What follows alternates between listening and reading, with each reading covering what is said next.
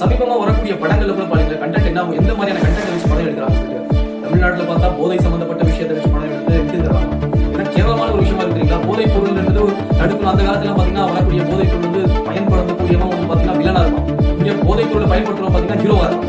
இந்த மாதிரியான மூவிஸ் எடுத்து வச்சுட்டு இந்த மாதிரி கர்மத்தை எல்லாம் செஞ்சுட்டு என்ன விஷயம் உங்களுக்கு புரியல. அதே மாதிரி பாத்தீங்கன்னா இந்த பக்கம் போனீங்கன்னா கேஜிஎஃப் படம் யாராவது ஒரு தாயை தன்னுடைய மகனையே நீ வந்து போய் திருடுன்னு சொல்லுவாங்க.